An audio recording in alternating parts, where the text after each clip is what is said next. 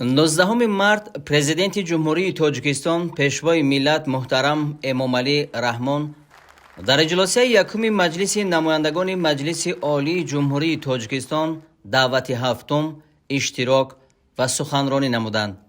кори иҷлосияи якуми маҷлиси намояндагони Маҷлиси Олии Ҷумҳурии Тоҷикистон бо ҳайати нави вакилони мардумӣ ки рӯзи 2 марти соли равон интихоб шуданд, аз ҷониби вакили Асамба Калонсол раиси ҳизби аграрии Тоҷикистон Рустам Латифзода кушода эълон гардид. дар оғози иҷлосия суруди миллии ҷумҳурии Тоҷикистон садо дод. аз ҷониби вакилон регламент тасдиқ, тартиби баргузории иҷлосия ва инъикоси ҷараёни кори иҷлосияҳои Маҷлиси намояндагони Маҷлиси Олии Ҷумҳурии Тоҷикистон дар воситаҳои ахбори омма муайян шуда, комиссияи муваққатӣ ба ҳисобгирии овозҳо оид ба интихоби роҳбарони сохторҳои Маҷлиси намояндагони Маҷлиси Олии Ҷумҳурии Тоҷикистон интихоб карда шуд. сипас тариқи овоздиҳии пинҳонӣ ба мақоми раиси Маҷлиси намояндагони Маҷлиси Олии Ҷумҳурии Тоҷикистон бо овози ҳамаи вакилон, вакил аз ҳавзаи интихоботии Рашт рақами 12 Идизода Файзалӣ интихоб карда шуд. пас аз ин котиботи иҷлосия, муовини якум ва муовинони раиси Маҷлиси намояндагон тавассути воситаҳои овоздиҳии электронӣ интихоб карда шуданд. ба вазифаи муовини якуми раиси Маҷлиси намояндагони Маҷлиси Олии Ҷумҳурии Тоҷикистон вакил аз ҳавзаи ягонаи умуми ҷумҳуриявӣ Шермуҳаммад Шоҳиён ва муовинҳои раиси Маҷлиси намояндагони Маҷлиси Олии Ҷумҳурии Тоҷикистон вакил аз ҳавзаи интихоботии Хуҷанд рақами 13 Мавсума Муинӣ ва вакил аз ҳавзаи интихоботии рақами 41 Хорух Гиёзода Азиз интихоб гардиданд. пас аз интихоби роҳбарияти Маҷлиси намояндагони Маҷлиси Олии Ҷумҳурии Тоҷикистон, президенти Ҷумҳурии Тоҷикистон пешвои миллат муҳтарам Эмомалӣ Раҳмон суханронӣ намуданд.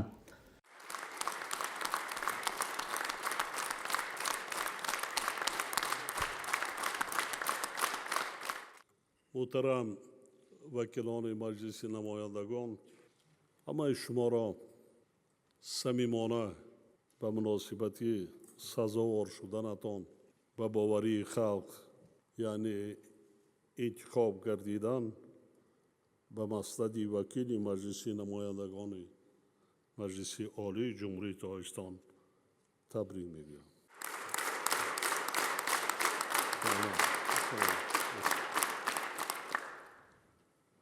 ба шумо барои амалӣ гардонидани вазифаи пурмасъулияти вакилӣ барори кор орзу менамоям. ҳамчунин Идизода Файзалиро ба муносибати раиси Маҷлиси намояндагони Маҷлиси Олии Ҷумҳурии Тоҷикистон, Шермуҳаммад Шоҳиёнро ба муносибати муовини аввал ва муовинони раиси Маҷлиси намояндагон интихоб шудани Муинӣ Мавсума Гиёзода Азиз табрик гуфта, ба онҳо низ барору комёбӣ мехоҳам. дар Тоҷикистон танҳо халқ баёнгари соҳибихтиёрӣ ва сарчашмаи ягонаи ҳокимияти давлатӣ мебошад ва онро бевосита ё ба воситаи вакилони худ амалӣ менамояд. яъне шумо халқи Тоҷикистонро дар парламент намояндагӣ мекунед ва ҳангоми қабули қонунҳо ва иҷрои дигар ваколатҳои қонунии худ иродаи халқро амалӣ месозед. бинобар ин шумо бояд тамоми кӯшишу талош ва донишу таҷрибаи худро ба он равона созед, ки ба эътимоди халқи Тоҷикистон сазовор бошед ва масъулияти басо муҳими худро дар назди мардуми кишвар сарбаландона иҷро намоед. рӯзи 2 марти соли равон интихоботи вакилони Маҷлиси намояндагони Маҷлиси Олӣ, маҷлисҳои вакилони халқи вилоятҳо, шаҳру ноҳияҳо ва ҷамоатҳо дар доираи талаботи Конститутсия ва қонунҳо ба таври демократӣ, озоду шаффоф با اشتراک فعال انتخاب کنندگان و در سطح بلندی تشکیلی برگزار گردید. در فضای آزاد و دموکراتی و شفاف برگزار گردیدن انتخابات بیانگر آن است که در تاجیکستان برای اشتراک بواسطه شهروندان کشور در حیات سیاسی و اداره دولت تمام زمینه‌های حقوقی و تشکیلی مهیا میباشد. برگزاری این چهارمین مهم سیاسی از جانب نمایندگان سازمان‌های با نفوذ بین‌الاخلاقی و ناظران ملی و بین‌المللی در سطح بلند ارزیابی گردید. مردم صاحب فرهنگ سربلند تاجیک بار دیگر به جهانیان اثبات کردند که به خاطر آینده نیک تاجیکستان آزاد و صاحب اختیار و آسوده و پیشرفته خود در چهارمین‌های مهم سیاسی با حس بلندی وطن دوستی، اعتماد به فردای آرام و آسوده، با درک مسئولیت شهروندی و متحدی و سرجمعی اشتراک میکنند.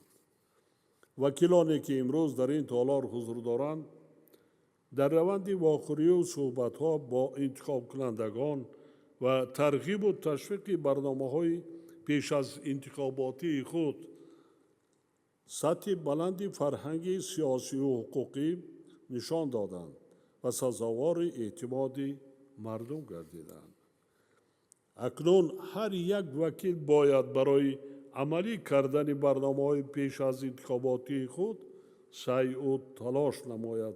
ضمن قبول قانون‌ها و حل دیگر مسائل‌ها منفعت جامعه، دولت و شهروندان را محور فعالیت خویش قرار دهد و برای رشد استوار اقتصادی و اجتماعی کشور و بالاروی سطح نیکوحوالی ساکنان مملکت صادقانه کوشش نماید. اطمینان دارم که وکیلانی از حزب‌های سیاسی انتخاب شده نیز در اساس منفعت‌های ملی و دولتی فعالیت کرده در تحکیم صلح و ثبات، وحدت ملی و پیشرفت و آبادی مملکت سهمی ارزنده می‌گذارند. به هیئت نوی پارلمانت عالمان، حقوقشناسان و اقتصاددانها، صنعتچیان و کارمندان ساحه‌های علم و معارف، تندرستی و کشاورزی، انرژتیکی و ساختمان و نمایندگان کسب و کارهای دیگر انتخاب گردیدند که هر یکی آنها متخصصان صاحب تجربه و شخصیت‌های آبرومند و شناخته شده جامعه میباشند. به هیئت پارلمانت دعوت نو 18 نفر بانوان انتخاب شدند که این شماره از وکیلان دعوت گذشته 4 نفر زیاد بوده از اشتراک فعال آنها در کارهای دولتی و جمعیتی و بلندگردانیدن مقام زن در جامعه درک می‌دهد. وکیلان گرامی، نقش قانونگذاری در عملی گردیدن هدف‌های استراتژی کشورمان مهم میباشد. جامعه محض توسط معیارهای قانونگذاری که نظام و ترتیبات را تأمین می‌نمایند پیش می‌رود. برای تحکیم و تکمیل نظام قانونگذاری سالهای آخر در مملکت کارهای زیاد انجام داده شده. با وجود این تأمین نبودن رشد استوار اقتصادی مملکت، امنیت دولت و جامعه، تحکیم ثبات و آرامی و وحدت ملی طلب می‌نماید که فعالیت پارلمانت کشور در این سمت باز هم تقویت داده شد. حالا برای فعالیت باثمر و منظم حاکمیت قانونگذار تمام شرایط و امکانات‌های ضروری فراهم آورده شده است. سال گذشته بنای حاضر زمان پارلمان به استفاده داده شد که یکی از بناهای زیبای مملکت و پایتخت کشور بوده. برای فعالیت ثمرناک مقام قانونگذار دارای شرایط بهترین و امکانات‌های درجه عالی میباشد.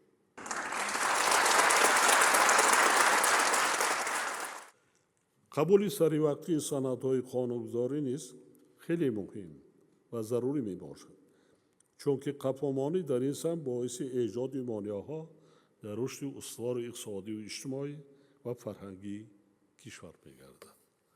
بنابراین مقام قانونگذار را ضرور است که همکاری را با مقامات دخلدار خصوصاً با سوبیکت‌های حقوقی تشبثی قانونگذاری و مقامات تطبیق کننده حقوق مصدق شد. در تکمیل قانونگذاری و بلندبرداشتن صفت آن سهم مؤسسه‌های علمی و پژوهشی نیز باید نظررس باشد. مؤسسه‌های ذکر شده ضرورت قبول و تغییر سندهای قانونگذاری، عامل‌های ابجکتیوی و سوبیکتیوی، اینچنین مکانیزم اجرای آنها را همه جانبه آموخته باید به سوبیکت‌های حقوقی تشبث قانونگذاری، پیشنهادهای دخلدار منظور نمایند که برای تهیه قانون‌های مکمل و عملی گردیدن آنها مهم باشد. مقصد اساسی قانونگذاری تأمین حقوقی هدف‌هایی میباشد که در سندهای استراتژی و برنامه‌ای ما معین گردیدند. بنابراین معیار اساسی صفت سند قانونگذاری مطابقت آن به هدف‌های جامعه و دولت باید باشد. وابسته به این ضرور است که در برابر نشاندهنده‌های رشد اقتصادی و اجتماعی و فرهنگی سندهای قانونگذاری نیز مورد ارزیابی قرار داده شود. از این رو مجلس عالی و دیگر مقامات مربوطه در دایره صلاحیت خود تحلیل هر ساله وضع قانونگذاری را انجام داده، مطابقت نظام قانونگذاری را با وظیفه‌هایی که در نزد جامعه و دولت قرار دارند معین نمایند و آیل به مکمل گردانیدن قانونگذاری چاره‌های سودمند اندیشند. حاضرین گرامی، مسلم است که رشد استوار اقتصادی و اجتماعی مملکت و پیشرفت با سرعت آن تنها در صورت تأمین بودن امنیت ملی، ثبات سیاسی، صلح و وحدت و آرامی و آسودگی خلق تاجیکستان امکان پذیر می باشد. برای تأمین نمودن این هدف حکومت مملکت تمام چاره‌ها را اندیشیده ایستاده است. از جمله با مسئله آماده کردن متخصصان به شرایط امروزه جوابگوی برای ساختارهای نظامی و مقامات حفظ حقوق، بلندبرداشتن سطح کسبیت و مهارت و ملکه آنها، تحکیم و تقویت زمینه‌های مادی و تکنیکی جزو تام‌های حربی و مقامات حفظ حقوق اهمیت دائمی و اولین درجه داده می شود. در این روند تأمین نمودن قانونیت و ترتیبات حقوقی، پیشگیری و مبارزه با جنایتکاری، خصوصاً جنایت‌های خطرناک معاصر، تروریسم و اکستریمیسم سمت افزایش‌یابی به شمار می رود. زیرا این ظاهرات وقتهای آخر به خطر گلوبالی تبدیل یافته تمام اهل بشر را به تشویش و نگرانی آورده است. برای پیشگیری و مقاومت با این خطرها ما باید فعالیت خود را بیش از پیش گسترش دهیم و همیشه با مردم باشیم. بنابراین وکیلان باید با انتخاب کنندگان خود دائم همکاری نمایند، از مشکلات و مسائل آنها باخبر باشند و در دایره صلاحیت‌های خود برای حل آنها کمک رسانند.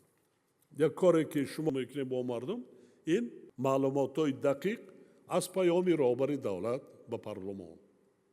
من وقتی حسابات میتیم تمام پهلوهای اقتصادیات مملکت را تحلیل کرده با شما پیش پیام رهبر دولت برنامه بالای میز کاریتان باشه. در رابطه با این خاطر نشان می‌نمایم که حکومت مملکت تمام کوشش و تلاش خود را برای برام برداشتن نیک احوالی مردم پیش از همه توسط نائل گردیدن به هدف‌های استراتژی ملی، رسیدن به استقلالیت انرژتیکی، حفظ امنیت آذوقه‌واری و صنعت‌کنانی با سرعت کشور روانه نموده است.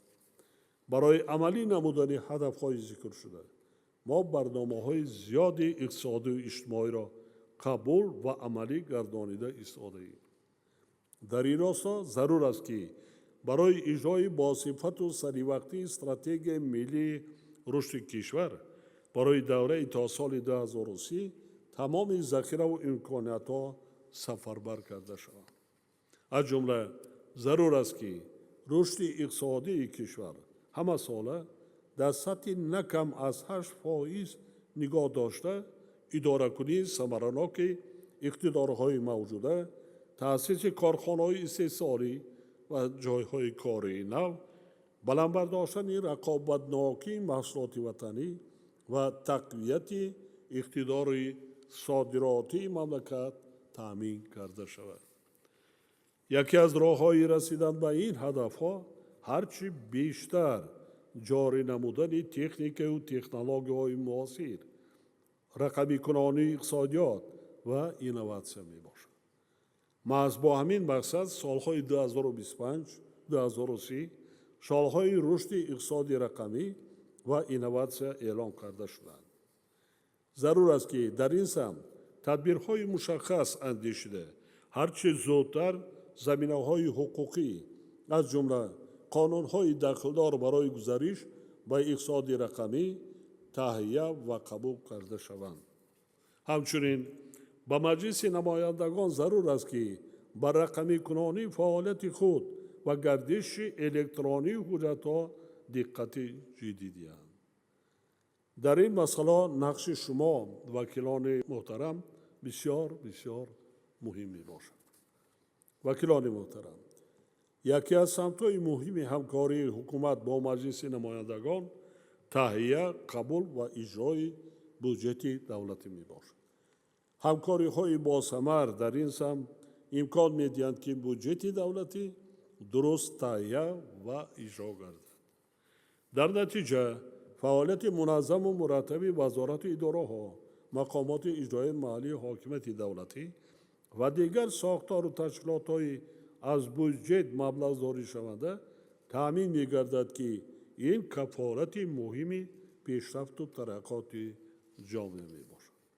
وکیلان مجلس نمایندگان، هنگام تهیه و قبول قانون‌ها از جمله در سمت دستگیری صاحبکاری، خصوصا صاحبکاری استحصالی، جلب بیشتری سرمایه، اقتصاد رقمی و حساب برابرکنی‌های غیر نقدی و مسئله مکانیزم مکمل اجرای قانون‌ها از جمله اساس‌های اقتصادی، مالیوی و فرهنگی عملی شوی آنها اهمیت اولین درجه دارند.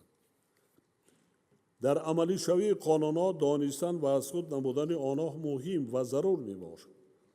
بلند برداشتن معرفت حقوقی شهروندان مسئله کلیدی در این سمت میباشد، زیرا شخص دارای دانش و فرهنگ حقوقی قانون‌ها را احترام، رعایت و اجرا می‌نماید که این باعث تأمین گردیدن قانونیت و ترتیبات و ثبات و پیشرفت جامعه می‌گردد.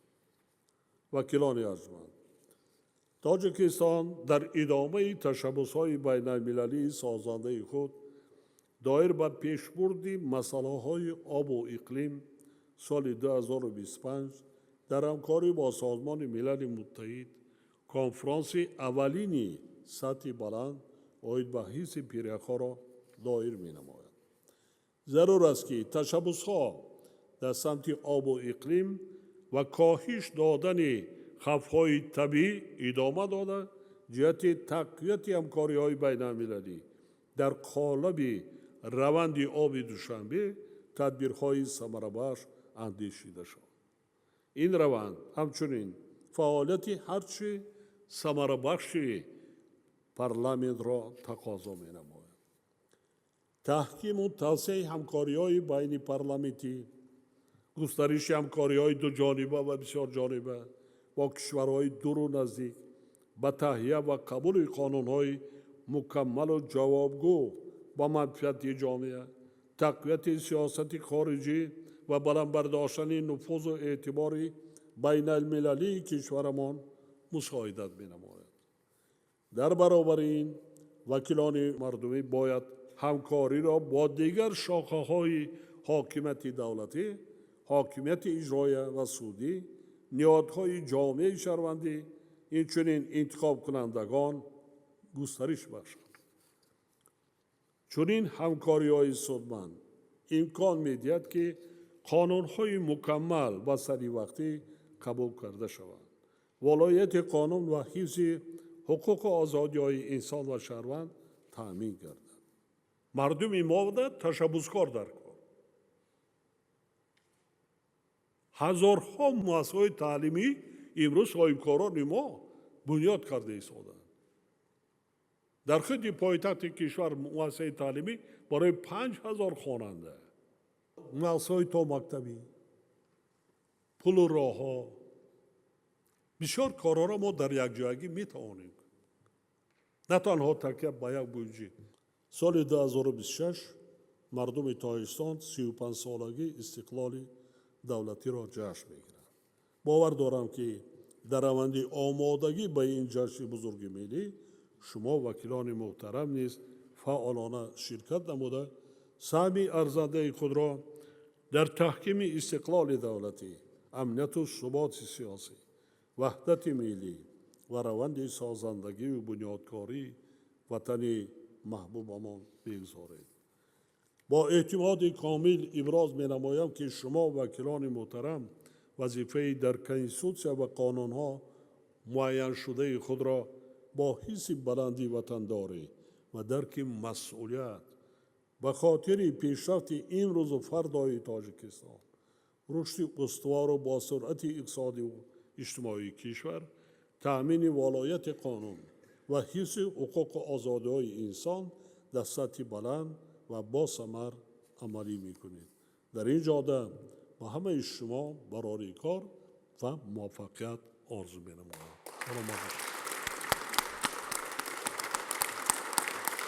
سلامت باشید. سلامت باشید.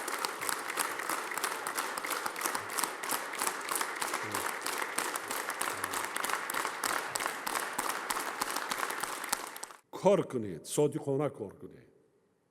با منفعت ملت و دولت کار کنید. صدقاً با ذوق کار کنید. به نهایت حجم کارمان زیاد است. با حکومت هم کاری کنید، حکومت‌های محلی کار کنید، هم کاری کنید. با حوزه انتخاباتی خودتان با مردم کار و فعالیت کنید. شرایط زندگی، شرایط کار درجه عالی. حس ملی داشتن در کار. صدقاً وطن خود را دوست داشتن در کار. حس بلند ملی داشتن در کار. ببینید امروز در جامعه جهانی چگونه پروسس‌های وضعی رفته ایستاده است. یعنی ما با صبر و تحمل باشیم، متحد باشیم. در وقت‌های دشوار و وزین یکدیگر را دستگیری کنیم. بنیاد مکتب بزرگ است. زبان روسی، زبان انگلیسی نه مثل زبان مادری به درجه عالی حساب کنیم. میرویم سفرهای خارجی زیاد میرویم. همکاری‌های پارلمانی با تمام دولت‌های دنیا، 180 دولت دنیا دا ما رابطه‌های دیپلماتی داریم. وقتی که رفتیم همونجا میفهمیم که پرزیدنت برای چی میگوید. زبانی پاکیزه داشته باش. نمونه عبرت باشید شما. موفقیت برای کار.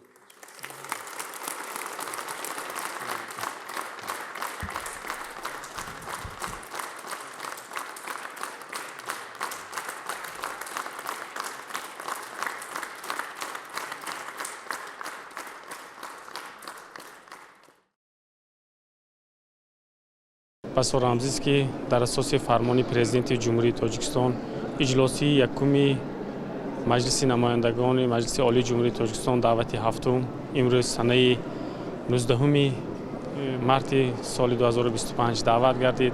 در اجلاسی یکمی مجلس نمایندگان مجلس عالی جمهوری تاجیکستان دعوت هفتم به واسطه اساسگذار صلح و وحدت ملی پیشوای ملت پرزیدنت جمهوری تاجیکستان محترم امامعلی رحمان اشتراک نموده و کلی وکیلان دستور و راهنمایی‌های خود را در سمت قبول عادلانه و صادقانه قانون‌ها با منفعت خلق و ملت تاجیکستان اینچنین واخوری پیوسته با انتخاب کنندگان، حل معمای انتخاب کنندگان و پیش بردن رشد اقتصادیات و اجتماعیات کشور و نه کم از در سطح 8% نگاه داشتنی رشد اقتصادیات کشور دستور هدایت ها دادند.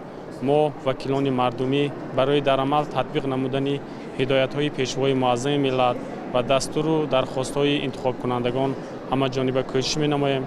اجلاس یکمی مجلس نمایندگان مجلس عالی جمهوری تاجیکستان دعوت هفتم در وضعیت تنتنوی و وکیلان مردمی در وضعیت تنتنوی قسم صداقت به خلق تاجیکستان یاد کردند و همه ابراز داشتند که صادقانه به منفعت خلق و ملت تاجیکستان خدمت میکنند.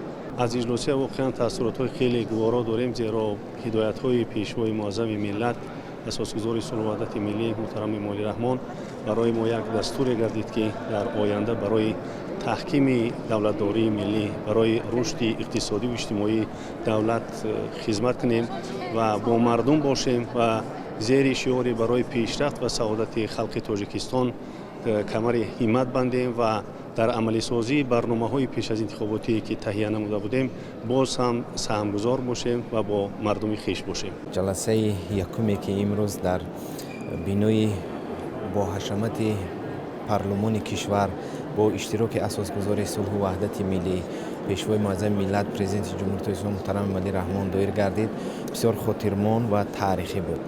البته در هیئت پارلمان کشور امروز طبق آوازدهی و رای پرسی که اکثریت جوانان یعنی غالب آمدن و از جانب پیشوای ملت به خوشی پذیرفته و برای فعالیت من بعد دستور و هدایت های مشخص مخصوصا در وظیفه هایی که به ذمه هر یک نفر گذاشته شد با یک ذوق با یک شوق یعنی اجرای آن در مد اول گذاشته شد و که این هیئت نوی پارلمان در آینده جهت باز هم به هدفهای عالی رسیدن مملکت عزیز، جهت ولایت قانون و جهت تهیه و قبول قانون ها یعنی صادقانه و پاک وجدانانه شرکت می‌ورزند. امروز جلسه یکمی دعوت هفتم مجلس نمایندگان مجلس عالی جمهوری تاجیکستان با اشتراک اساسگزار صلح و وحدت ملی پیشوای ملت پرزیدنت جمهوری تاجیکستان محترم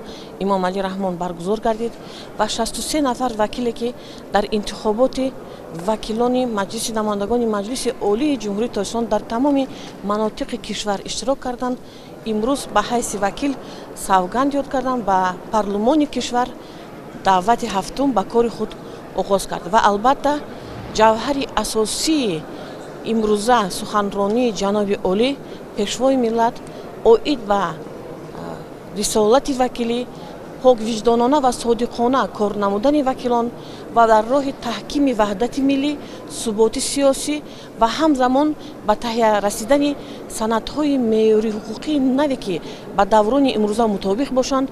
واقعا امروز برای ما وکیلان دعوت هفتم مجلس نمایندگان مجلس عالی جمهوری تاجیکستان روزی سعید، روزی فرخنده و خیلی خاطرمان است، زیرا در جلسه اولی این دعوت پیشوای معظم ملت پرزیدنت جمهوری تاجیکستان محترم امامعلی رحمان اشتراک نمودند و کل وکیلان را به این مناسبت تبریک نموده در ضمن به ما یک قطار وظیفه گذاری ها نمودند که واقعا پیش از همه در محور سخنرانی پیشوای معظم ملت این بهبود گردانیدن سطح زندگی مردم بود و سعادت مردم بود و اینچنین ما را تقاضا نمودند که در تهیه و قبول قانون‌های جمهوری تاجیکستان صاف دلانانه، پاک وجدانانه و صادقانه فعالیت نماییم.